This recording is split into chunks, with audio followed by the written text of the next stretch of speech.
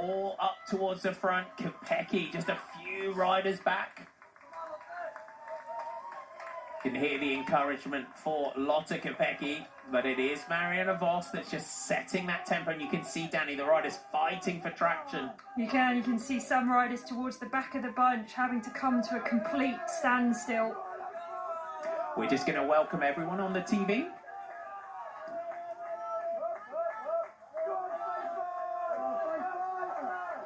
Thanks for joining us. It's the 21st edition of the Ronde van Vlaanderen, and you join us on the Koppenberg climb. Chloe Dygert, unfortunately, just gets bumped, and you can see riders, as soon as that happens, the traction goes, and this is what we had last year. Demi Vollering on the right, you can see off and running on the climb. 163 kilometers today, the 21st edition of the Tour of Flanders for women, the Ronde van Vlaanderen, and it is Pot Pieterse on the front for Fenix de Koning. Marianne Vos is there. Lorena Vivas, Letizia Paternoster, Silvia Persico, Elisa Longo-Borghini, Karl-Heinz Winkels, Kasia Niewiadoma, and then the world champ, the two-time winner, Lotte Kopecky. You can see having to run up the Koppenberg here. Demi Vollering had to do the same. This is what we saw in last year's race, wasn't it? But it was only 2 riders that were able to ride up the entirety of the climb. This year, a few more riders,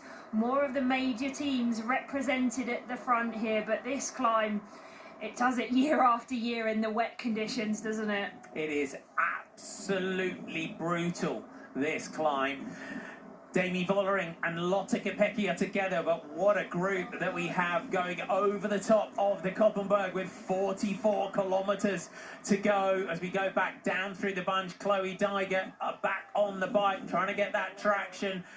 Victoire Berthaud in that French national champions jersey, and this, when it happens, you just cannot get going again. No, it's absolute carnage, you know, when you stop pedaling and you have to put your foot on the ground to get going again, especially on that steep section of the climb. It is almost impossible, and when riders take their foot out in front of you, then you are absolutely doomed if you've got nowhere to go.